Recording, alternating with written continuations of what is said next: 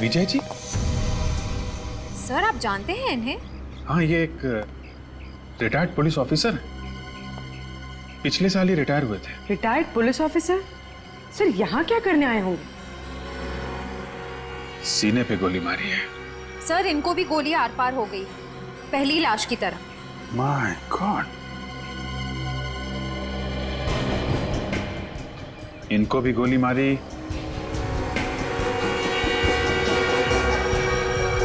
और नीचे जो लाश पड़ी है उसे भी। सर कहीं इन दोनों का आपस में कोई संबंध तो नहीं? संबंध है पूर्वी, संबंध है। ये देखो, इनके हाथ देख रहे हो? इनके हाथ पे भी वैसा ही रस्सी का निशान है जैसा नीचे वाली लाश पे।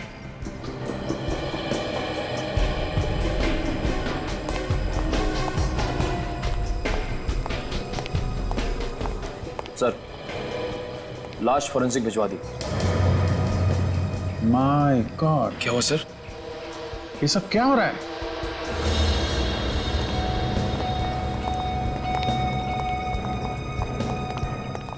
तीन लाशें। सर इसे भी गोली मारी है।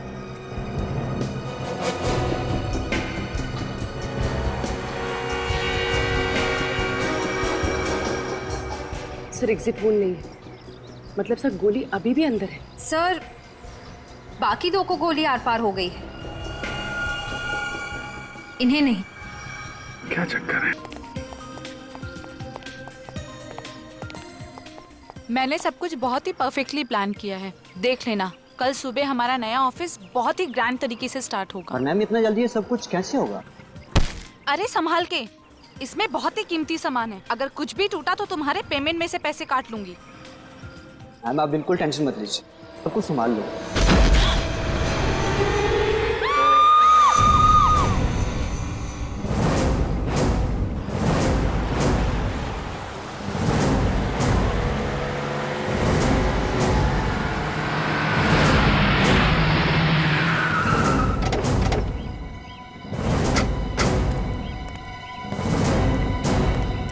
एक्सक्यूज मी, एक मिनट।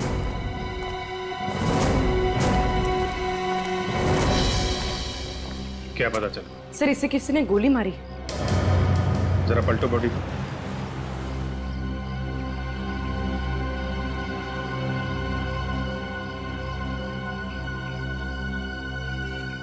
गोली आर पार हो गई है। हाँ सर। किसी ने देखा गोली चलाने वाले को? नहीं सर। अच्छा, गोली की आवाज? नहीं सर, किसी ने आवाज भी नहीं सुनी। गोली चलाने वाले को नहीं देखा, गोली चलने की आवाज नहीं आई, मतलब मारने वाला पूरी तैयारी के साथ आया था। साइलेंसर लगा के मारा है। सर आदमी ऊपर से गिरा है यहाँ पे। वहां ऊपर से? हाँ सर। किसी ने देखा ऊपर से गिरते हुए? हाँ सर, इन लोगों ने। क्या देखा आप लोगों ने यहाँ पे? सर मैं यहाँ खड़े होकर अपने असिस्टेंट से बात कर रही थी और अचानक से ये लाश ऊपर से मुंह के बल यहाँ गिरी।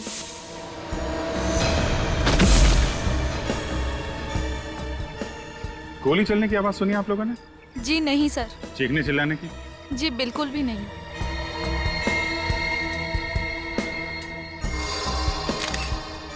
कौन है ये आदमी, आप लोग जानते हैं? नहीं सर। नहीं सर। ये यहाँ काम नहीं करता क्या? I don't think so. नहीं सर।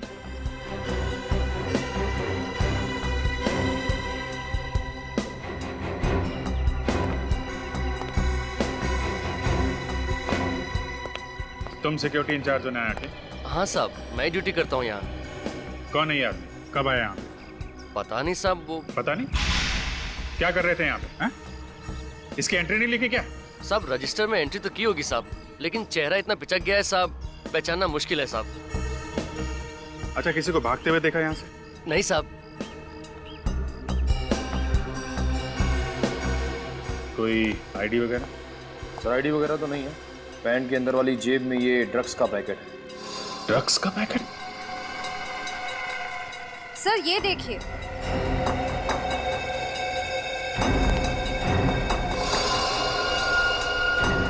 ये तो रस्सी का निशान।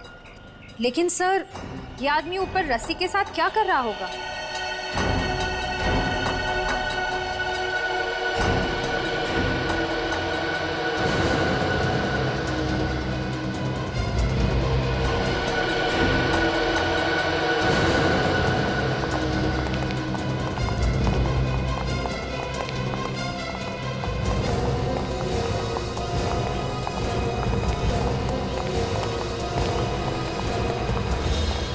एक और लाश?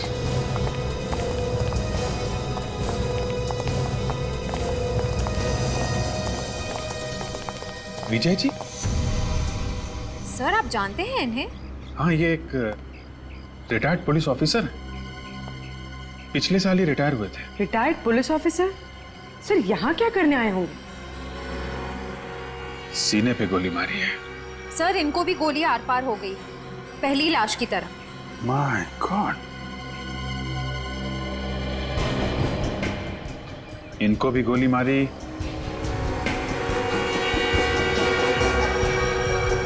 और नीचे जो लाश पड़ी है उसे भी। सर कहीं इन दोनों का आपस में कोई संबंध तो नहीं?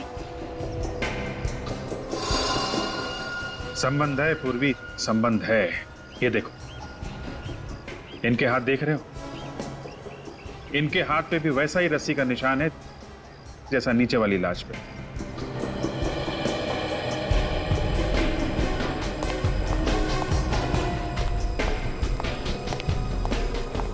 सर, लाश फॉरेंसिक भिजवा दी। माय गॉड, क्या हुआ सर? ये सब क्या हो रहा है?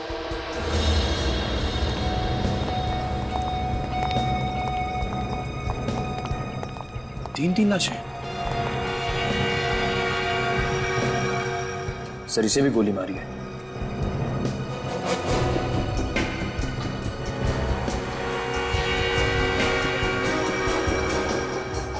सर एग्जिट वोल नहीं है, मतलब सर गोली अभी भी अंदर है। सर बाकी दो को गोली आर पार हो गई है, इन्हें नहीं। क्या चक्कर है? सर इसके हाथ पे भी रस्सी का निशान।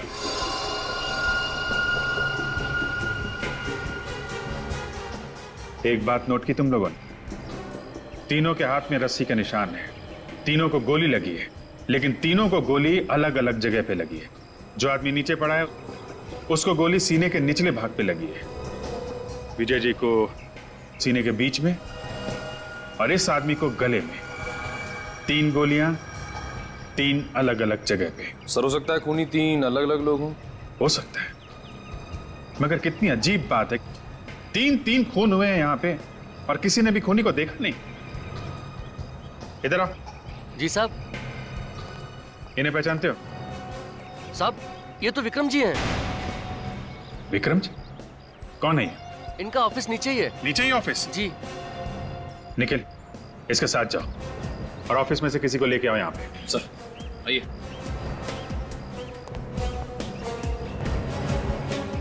सर एक रिटायर्ड पुलिस ऑफिसर, दूसरा बिजनेसमैन और तीसरे की जेब से हमें ड्रग्स मिले। ये तीनों टेरेस पे क्या कर रहे थे? सर शायद ये विक्रम ड्रग्स लेता हो और दूसरे आदमी से खरीदता हो, जो शायद एक ड्रग डीलर हो। हम अगर एक retired police officer Vijay ji ये यहाँ पे क्या कर रहे थे?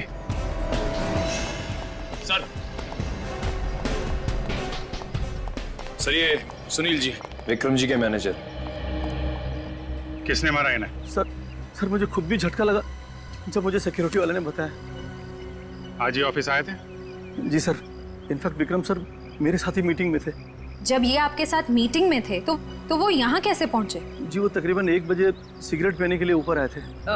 ये सिगरेट पीने हमेशा यहीं पे आते थे? जी। अच्छा, जब ये निकले थे तो इनके साथ में कोई और आदमी था या अकेले थे? जी नहीं, कोई नहीं था। कोई भी नहीं था? नहीं। सर हो सकता है विक्रम जी ने दोनों को बुलाया हो ऊपर टेरिस पे। हाँ, मगर एक बिजनेसमैन को क्या काम आ पड़ा एक ड्रग वाले से और एक पुलिस वाले से?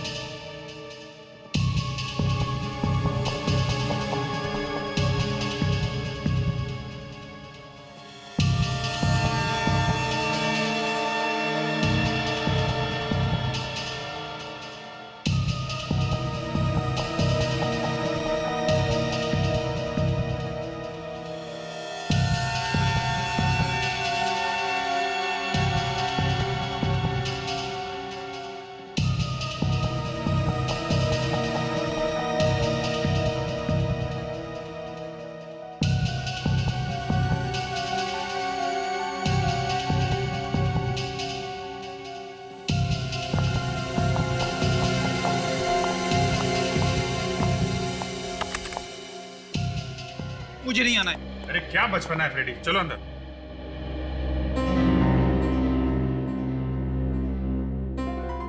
मैं नहीं आऊंगा, मुझे नहीं आना है।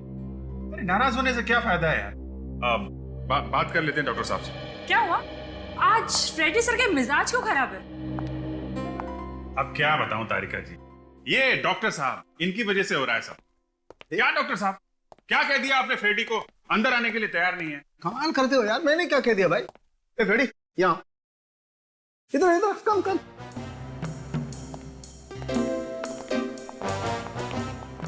क्यों भाई, क्या बात है? मैंने क्या कहा तुमसे? हाँ, परसों तो आपने कहा था ना, फॉरेंसिक लैब में आना है तो दिमाग का ताला खोल के आना है, वरना आना ही नहीं है। हाँ यार, तो ठीक ही कहा।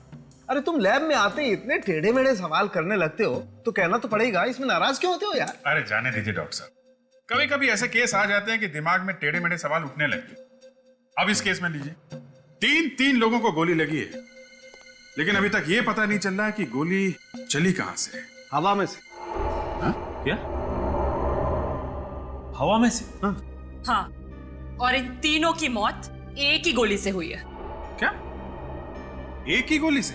हाँ अभिजीत, तीनों को एक ही गन से और एक ही बुलेट से मारा गया है। हवा में से गोली चली, एक गोली से 3 लोग मर गए। तीन लोग मर गए। अरे ये कैसे हो सकता है सर? फिर आप कहेंगे कि फ्रेडी टेढ़े मेढ़े सवाल पूछता रहता है। अरे नहीं फ्रेडी, एक बार तो वाकई इस सवाल ने मेरी भी खोपड़ी घुमा दी थी, लेकिन बाद में दिमाग लगाया और घाव को अच्छी तरह से देखा तो समझ में आया। घाव देख के? क्या क्या समझ में आया? हमें भी तो समझाइए। मैं बताता हूँ। ये देखो, इसके घाव को देखो। इस आदमी को गोली यहाँ सीने पर लगी है। वो तो साफ दिखाई दे रहा है। अरे यार, पहले पूरी बात सुन लेनी चाहिए सचिन। हाँ, अगर ये दिखाई दे रहा है तो ये भी तो दिखाई दे रहा होगा कि इसे यहाँ सीने से काफी ऊपर गोली लगी। और ये देखो, इस आदमी को गोली गर्दन पर लगी। तो ये अभिजीत, ये तीनों लोग एक ही लाइन में खड़े हुए थे, आगे पीछे। और ये पहला वाला आदमी खूनी से करीब 1.5 से 2 फीट की दूरी पर था और खूनी ने गोली नीचे से चलाई, यूं। लो, फिर से बम फोड़ दिया। अरे डॉक्टर साहब, मेरा नहीं, फ्रेडी का तो ख्याल करो। साफ साफ बताओ, कहना क्या चाहते हो? मैं जो कहना चाहता हूं वो आप लोगों को दिखाता हूं। आइए फ्रेडी, आजा।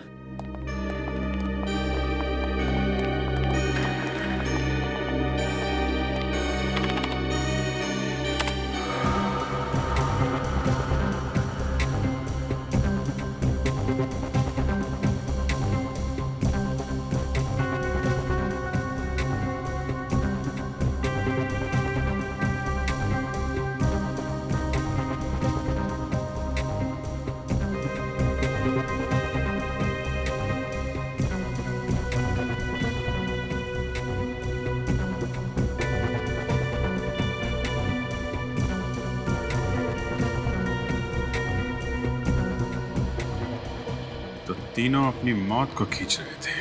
सर, मेरी समझ में ये नहीं आ रहा है कि उन तीनों मरने वालों का आपस में कनेक्शन क्या है। फ्रेडी एक एक्स पुलिस ऑफिसर विजय है, दूसरा बिजनेसमैन विक्रम, और तीसरा वो आदमी जिसके पास से हमें ड्रग्स मिले थे। तीनों के तीनों एक साथ उस बिल्डिंग के छत पर थे। क्यों? कोई ना कोई कनेक्शन तो जरूर होगा ना उस तीनों के बीच में, इसीलिए तो वहां उस छत पर थे एक साथ। सर, ड्रग्स का चक्कर हो सकता है, शायद वहां कोई ड्रग डील हो रही हो। अगर ऐसा है तो फिर वो एक्स पुलिस ऑफिसर वहां पे कर क्या रहा था? हो सकता है वो एक्स पुलिस ऑफिसर उस ड्रग का गैंग मेंबर हो, या फिर ये भी हो सकता है कि वो किसी का पीछा कर रहा हो। लेकिन हमें पता लगाना चाहिए उस तीसरे आदमी का। वो तीसरा आदमी जिसके पास से वो ड्रग्स मिले थे, वो कौन है? मगर सर, उन तीनों को इतनी प्लानिंग करके मारा किसने होगा? मारा जिसने भी हो, पर वो वहां शायद सिर्फ एक को मारने आया होगा और बाकी के दोनों बस गेहूं में घुन की तरह पिस गए। हाँ रजत, हो भी सकता है और नहीं भी, लेकिन एक बात पक्की है कि उन तीनों के हाथों पर रस्सी के निशान थे, रस्सी के। तीनों के तीनों करने क्या गए थे रस्सी के साथ बिल्डिंग के छत पर? चक्कर क्या है रस्सी का? एक बात और, विक्रम के मैनेजर ने हमने बताया था कि उसने कभी भी विक्रम के मुंह से विजय का नाम नहीं सुना था। मतलब विक्रम विजय को जानता नहीं था, है ना? जी सर। हो सकता है विजय विक्रम को जानता हो, तो पता लगाओ। देखो देखो क्या संबंध था विजय और विक्रम के बीच में, क्या संबंध था?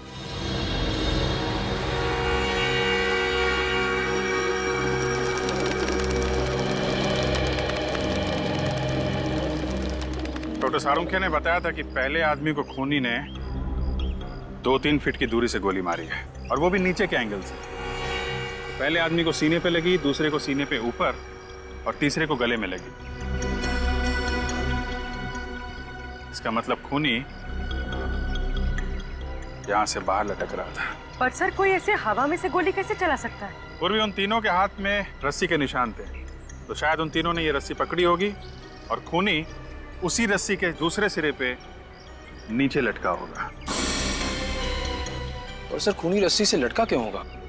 और अगर लटका था तो वो तीनों रस्सी खींच क्यों रहे थे? उसकी मदद क्यों कर रहे थे? शायद उन्हें मालूम नहीं होगा कि नीचे लटका हुआ आदमी खूनी है और उनकी जान लेने वाला है।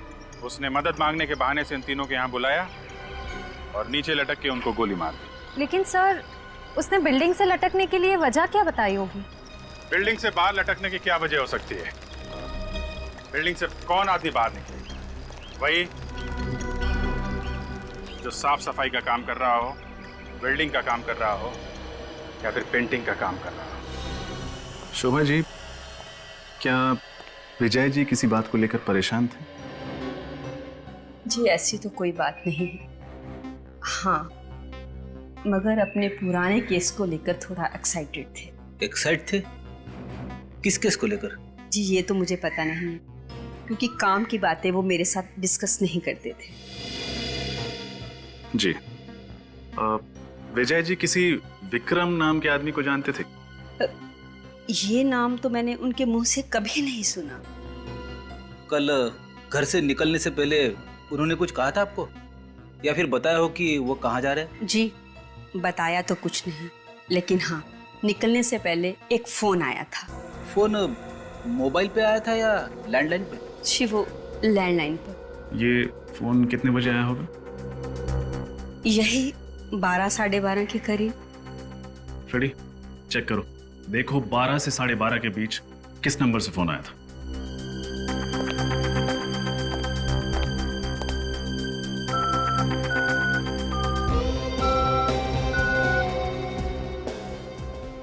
सर, 12 और 12:30 के बीच सिर्फ एक ही फोन आया था। कोई लैंडलाइन नंबर है? फोन करो उस लैंडलाइन पे, देखो कहाँ का नंबर है। यस।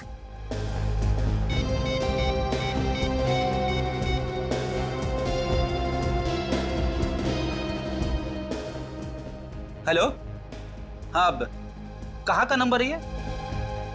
क्या? Okay, thanks. क्या हुआ सर? जिस नंबर से विजय जी को फोन किया गया था वो विक्रम के ऑफिस का है। क्या? विक्रम के ऑफिस का? विक्रम के ऑफिस से किसने फोन किया होगा और क्यों? सुनो। सलाम साहब। सलाम। अच्छा, इस बिल्डिंग में कल कुछ काम चला था, पेंटिंग का, वेल्डिंग का या साफ सफाई का? हाँ साहब, वेल्डिंग का काम चल रहा था। कहाँ पर? 7वें माले पर विक्रम जी का ऑफिस है ना, उसके विंडो के बाहर काम चल रहा था।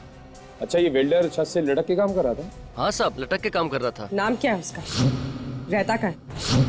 सर पता नहीं किसने फोन किया, हम तो किसी विजय नाम के आदमी को जानते भी नहीं है।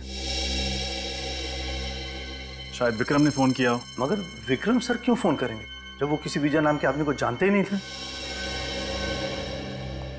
हेलो सर, मैं रोहित, विक्रम का छोटा भाई। मिस्टर रोहित, आपके भाई विक्रम ने कभी आपके सामने विजय नाम के किसी आदमी का जिक्र किया था? नहीं सर, बिल्कुल नहीं। आपका भाई ड्रग्स लेता था? ड्रग्स तो लेता था सर, लेकिन ये बात 1 साल पुरानी है। 1 साल पुरानी बात? मतलब? दरअसल 1 साल पहले एक हादसे की वजह से भाई ने ड्रग्स लेना छोड़ दिया था। हादसा? कैसा हादसा? एक प्लेन क्रैश हुआ था और उसमें भाई भी था।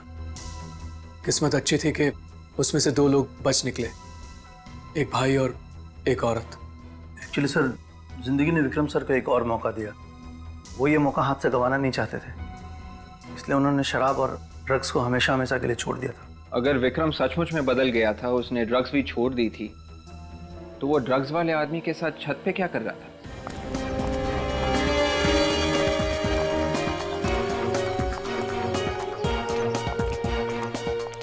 सर,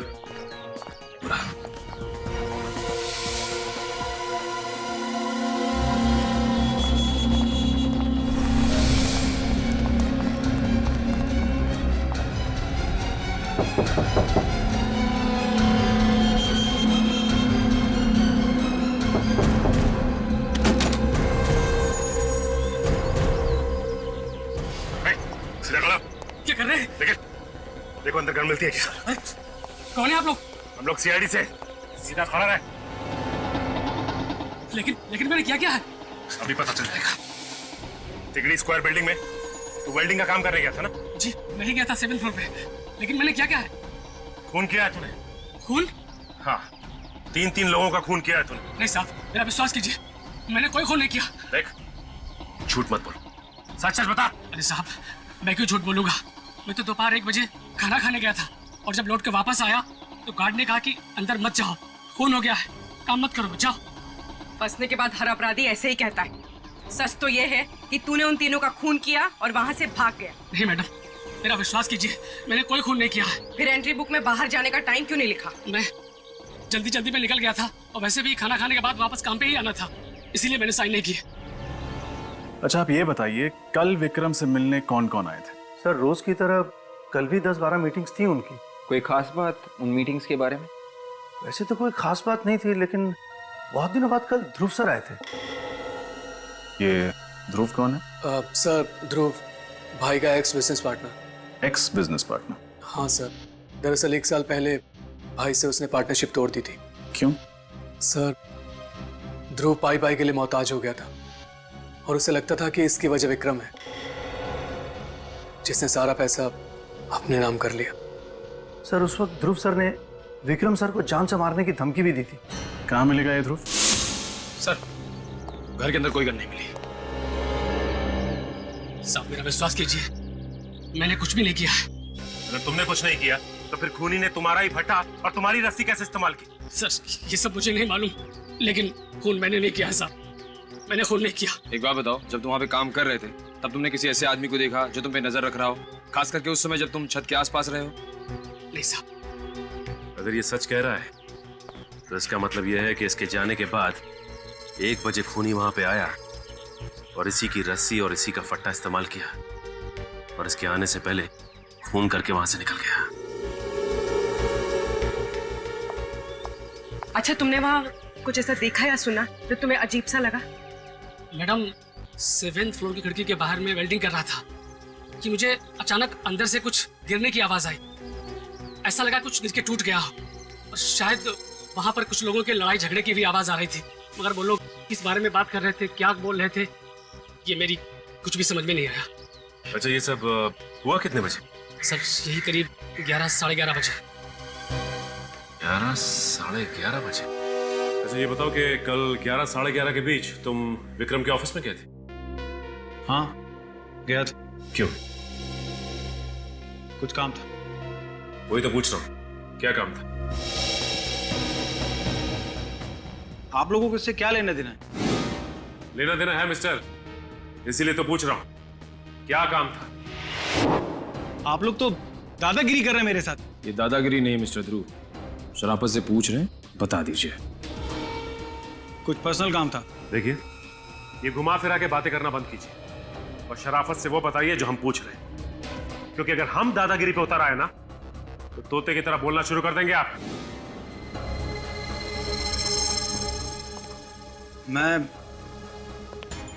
मैं विक्रम से कुछ काम की बातें करने गया था।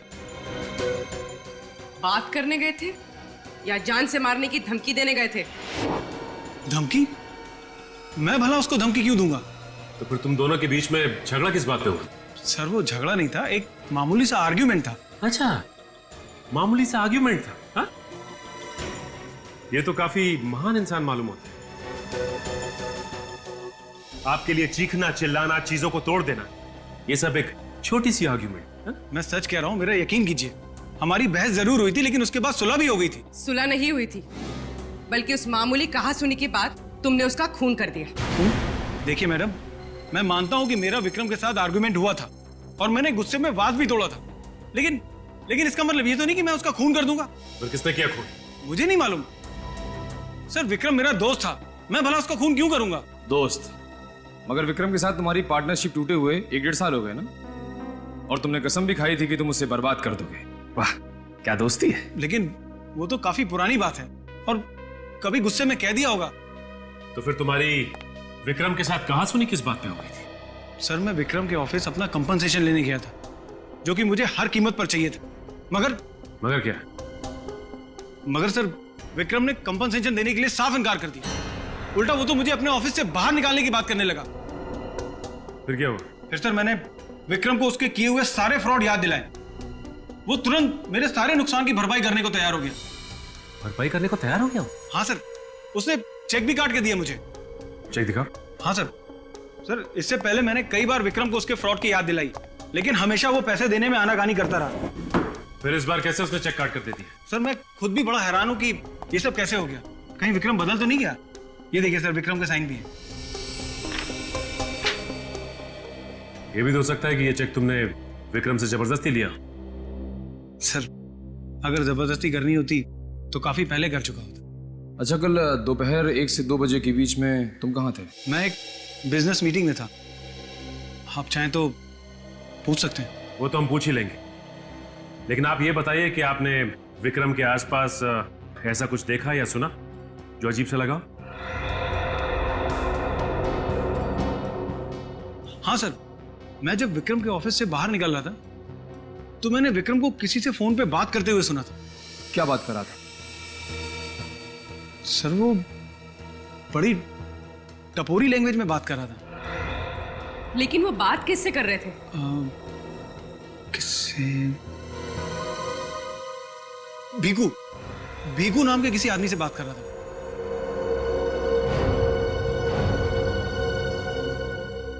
भीकू? सर, मैंने ध्रुव का बयान क्रॉस चेक किया, वो सच कह रहा है। 1 और 2 बजे के बीच में वो अपने ऑफिस में एक बिजनेस मीटिंग ही अटेंड कर रहा था। मतलब विक्रम का जब खून हुआ तब ध्रुव अपने ऑफिस में बिजनेस मीटिंग अटेंड कर रहा था, तो फिर विक्रम का खून किया किसने? जबकि ध्रुव के अलावा विक्रम का कोई दुश्मन था ही नहीं। सर, आर्यन, क्या पता चला भीकू के बारे में? सर, ये भीकू कुछ साल पहले तक अपने एरिया का मंझा हुआ गुंडा था, छोटे मोटे क्राइम्स करता था, लेकिन पिछले कुछ साल से वो ड्रग सप्लाई करने लगा था और सिर्फ अमीर लोगों को अपने ड्रग्स बेचता था। अच्छा, एक और ड्रग डीलर? सर, जब मैंने भीकू की सारी डिटेल्स निकाली तो मुझे एक झटका लगा।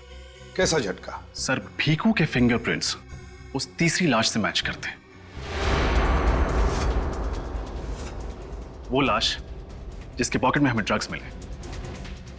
भीकू के फिंगरप्रिंट्स उस तीसरी लाश के साथ मैच करते हैं, तो इसका मतलब है वो लाश भीकू की है। भीकू की? तो फिर ये भीकू कर क्या रहा था विजय और विक्रम के साथ उस बिल्डिंग के छत पर? ये नहीं हो सकता, मेरे पति की मौत नहीं हो सकती, वो नहीं मर सकते, ये देखिए, संभालिए अपने आप को, हिम्मत रखिए। ये लीजिए, पानी पीजिए।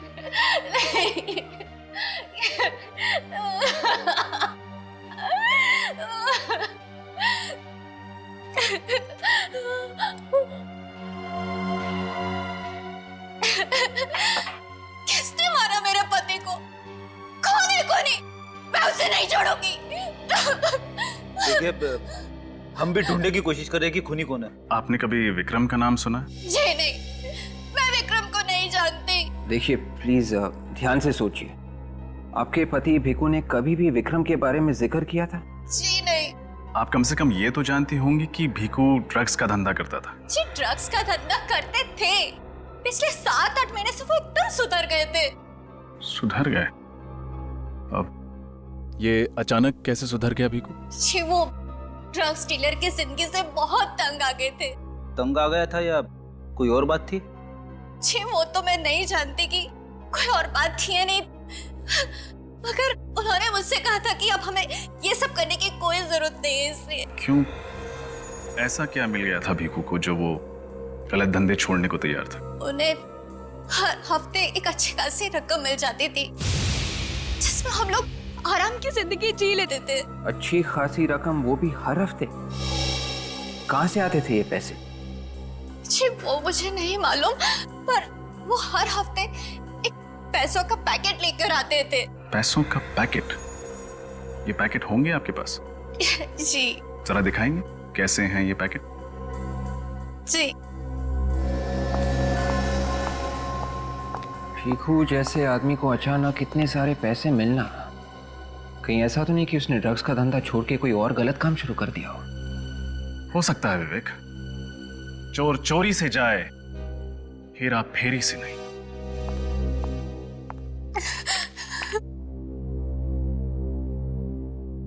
अरे ये तो विक्रम की कंपनी का इन्वेलप है। मतलब भीखू को पैसे विक्रम देता था, मगर क्यों? ये इन्वेलप कब लाया था वो? जी परसों लाए थे। परसों? एक काम करते हैं, इन नोटों की गड्डियों पर उंगलियों के निशान होंगे, उनसे पता चल जाएगा कि ये पैसे विक्रम ने दिए थे या किसी और ने।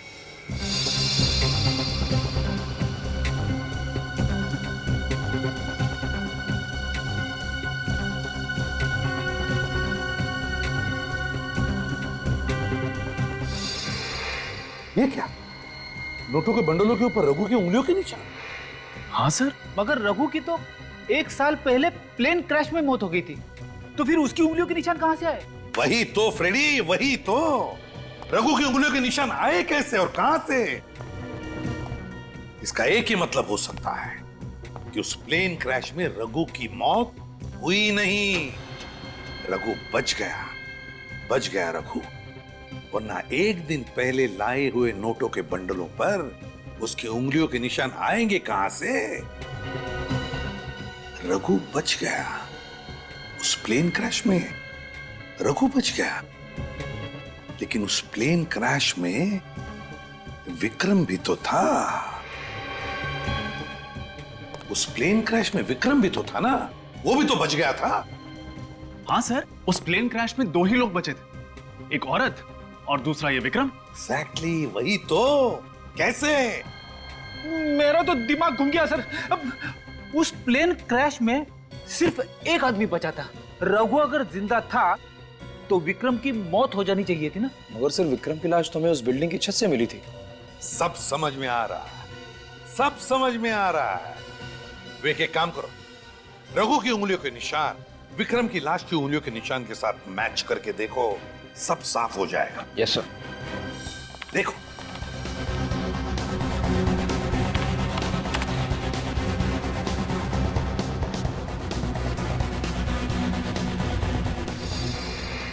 Sir perfect match.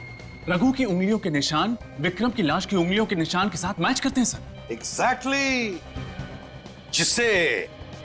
जिसे हम विक्रम की लाश समझ रहे थे, वो विक्रम की लाश नहीं बल्कि रघु की लाश थी, रघु की लाश। मगर सर ऐसा कैसे हो सकता है? रघु ने अपना चेहरा ऐसे कैसे बदल दिया? विक्रम कैसे बन गया? ऐसा ही हुआ है विवेक, ऐसा ही हुआ है। बस उस हॉस्पिटल में जाकर पूछताछ करो जहां पर इस प्लेन क्रैश के पैसेंजर्स को एडमिट किया गया था। वहीं पर विक्रम और रघु के चेहरे का पर्दा हट जाएगा और वहीं पर दूध का दूध हो जाएगा और पानी का पानी। डॉक्टर साहब, पिछले साल जो प्लेन क्रैश हुआ था उसके घायल पैसेंजर्स और डेड बॉडीज की देखरेख आप ही कर रहे थे? जी हाँ सर, मैंने और मेरी टीम ने की। जो लोग घायल हुए थे और जिनकी मौत हुई थी उनके बारे में कुछ जानकारी चाहिए थी हमें। वो प्लेन बहुत बुरी तरीके से क्रैश हुआ था। हमने बहुत कोशिश की सर, लेकिन सिर्फ 2 लोगों को बचा पाए। और उनमें से एक का नाम था विक्रम। क्या आप हमें बता सकते हैं कि जब उस आदमी को यहाँ लाया गया तो वो किस हालत में था? जब उसे यहाँ लाया गया था उसकी हालत बहुत खराब थी। उसका शरीर बिल्कुल जल गया था, चेहरा तो बिल्कुल पहचान में नहीं आ रहा था। तो फिर आपने उनकी प्लास्टिक सर्जरी की? जी हाँ।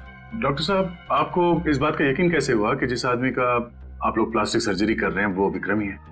हो सकता है वो कोई और था जिसे आप लोग विक्रम समझे। उस क्रैश के वक्त यहाँ पर 100 से ज्यादा लोगों को लाया गया था और सबकी हालत बहुत खराब थी और हमारे पास टाइम कम था, इसलिए हमने पेशेंट की पहचान उनके सीट नंबर से की। उसी से पता चला कि वो विक्रम है और उसकी तस्वीर की मदद से उसका चेहरा ठीक किया। जानकारी के लिए बहुत बहुत शुक्रिया। Thank you doctor. You welcome. Sir एक बात समझ नहीं आई, रघु को विक्रम का चेहरा तो मिल गया लेकिन उसके घर वालों ने उसके हाव भाव, उसकी आदतों से कभी पहचाना नहीं कि विक्रम नहीं कोई और है। हो सकता है रघु विक्रम को अच्छी तरह से जानता हो, इसलिए बड़ी आसानी से उसका हमशक्ल बन के उसकी जिंदगी जीने लगा। हमें यह पता करना चाहिए कि रघु और विक्रम इन दोनों का आपस में क्या कनेक्शन था।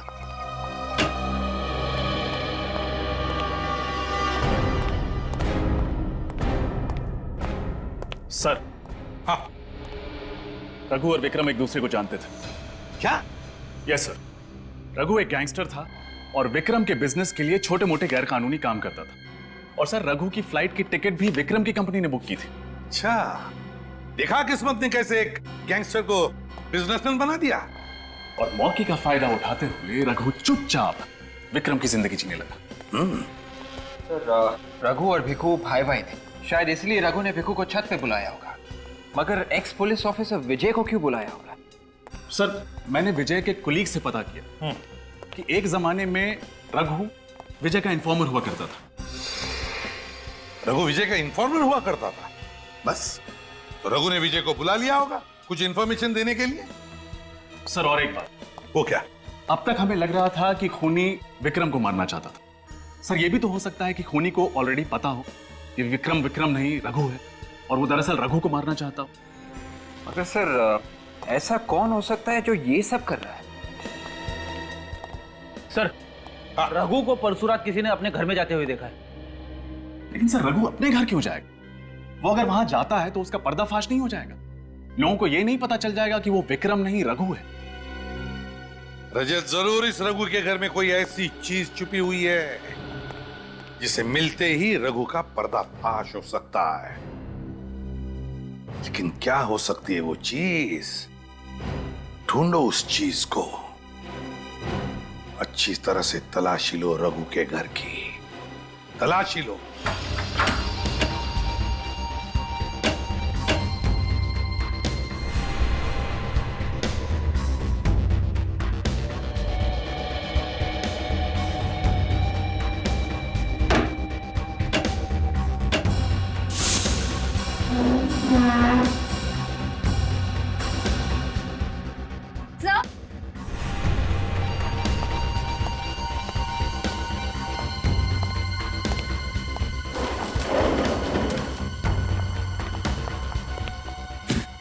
सर, इतने बड़े पैकेज में क्या हो सकता है? खोल के देखते हैं।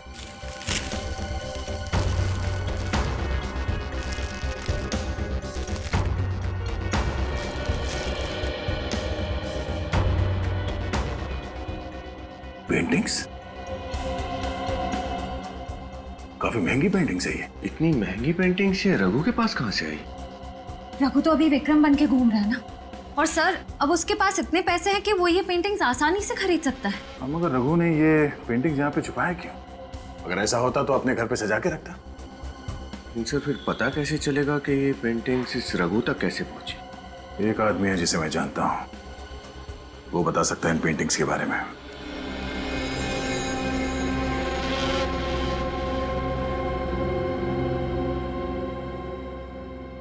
ये देखो, रॉको, एक बहुत ही महान इटालियन पेंटर जिसने ये पेंटिंग बनाई। अरे वाह सर, मुझे पता नहीं था आपकी पेंटिंग्स में इतनी दिलचस्पी है। हाँ, जब कभी टाइम मिल जाता है। वैसे ऐसा होता बहुत कम है, मेरे भी हॉबीज हैं। दया के पेंटिंग में इंटरेस्ट लेने का श्रेय थोड़ा बहुत मुझे भी जाता है। नमस्ते। नमस्ते। ये संजीव जी हैं, world art expert. Sanjeev ji, यही है वो पेंटिंग जिसके बारे में मैंने आपसे बात की। हाँ जी, तो बड़ी कीमती पेंटिंग्स है।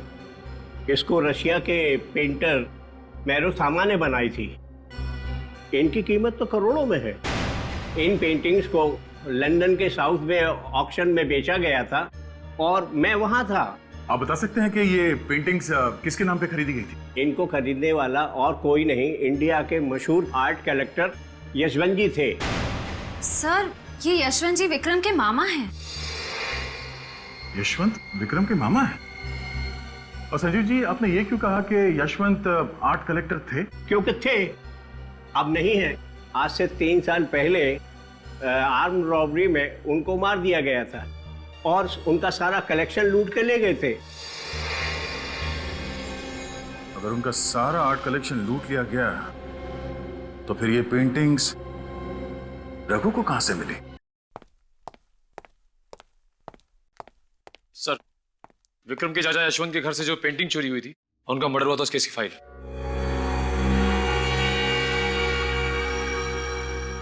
अरे ये क्या हुआ सर? इस केस के इंचार्ज विजय जी थे? सर, विजय जी की बीवी शायद इसी केस के बारे में बात कर रही थी, जिसको लेकर विजय जी एक्साइटेड थे। इसमें लिखा है घर के अंदर कोई फोर्स्ड एंट्री नहीं थी। इसका मतलब ये काम किसी अंदर वाले आदमी का है, जिसे घर के बारे में पूरी जानकारी थी, इस पर यशवंत जी को पूरा भरोसा था, अच्छी तरीके से पहचानते थे उसे। मगर सर, वो आदमी कौन था जिस पे विजय जी को शक था? मजेदार बात यह है कि उसका नाम विक्रम है। विक्रम पे शक था? हाँ, विक्रम पे शक था, मगर सबूत न मिलने की वजह से ये केस पेंडिंग पड़ा हुआ था। सर, एक बात समझ में नहीं आ रही कि ये रघु और विक्रम, इसने विजय जी को क्यों बुलवाया और वो ये पेंडिंग केस क्यों खुलवाना चाहता था, जबकि वो अच्छी तरह से जानता था कि अगर ये पेंडिंग केस खुल गया तो वो फंस जाएगा, क्योंकि दुनिया की नजरों में वो विक्रम है।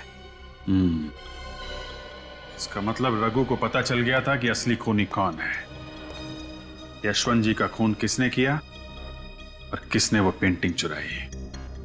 वो चाहता था कि असली खूनी पकड़ा जाए, जिसकी वजह से विक्रम का नाम इस केस से साफ हो जाए, रघु बाकी की जिंदगी आराम से गुजार सके विक्रम बन के। सर, यशवंत जी का खून किसने किया और वो पेंटिंग किसने चुराई? कोई ऐसा आदमी जिसे मालूम था कि विक्रम विक्रम नहीं, रघु है। ओह डार्लिंग, अभी तक तुमने मुझे पहचाना ही नहीं। यू नो व्हाट, सांप का कांटा बच सकता है, बिच्छू का कांटा बच सकता है, लेकिन मेरा यू जस्ट डोंट वरी, तुम्हें घबराने की कोई जरूरत नहीं। और फिर तुम तो जान हो हमारी, सारे रास्ते साफ हो चुके और अब जल्द ही तुम हमारी दुल्हन बनोगी और इस सारी जायदाद। सर, आप यहाँ? हाँ, वो शादी का तोहफा देना था। तोहफा? कैसा तोहफा सर? खुद ही देख लो। सर, ये तो वही पेंटिंग है जो मेरे मामा यशवंत के घर से चोरी हुई थी। हाँ, रघु के घर से मिली, उसी ने चुराई थी। Thank you sir. सर, मेरे भाई के कातिल का पता चला? हाँ, पता चल भी गया है और नहीं भी। मतलब ये कि हम जानते हैं खूनी कौन है, पर हम चाहते हैं कि वो खुद ही सब कुछ उगल दे। कौन है सर? किसने मारा मेरे भाई को? शायद तुम। मैं भला अपने भाई का खून क्यों करूंगा सर? भाई को नहीं, रघु को तो मार ही सकते हो ना। अपने अंकल यशवंत को मार सकते हो।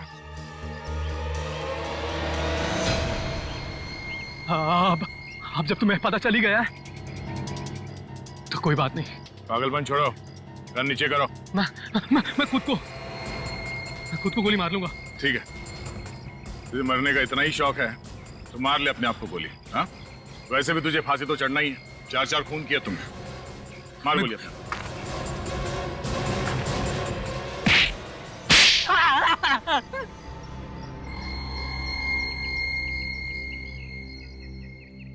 सर,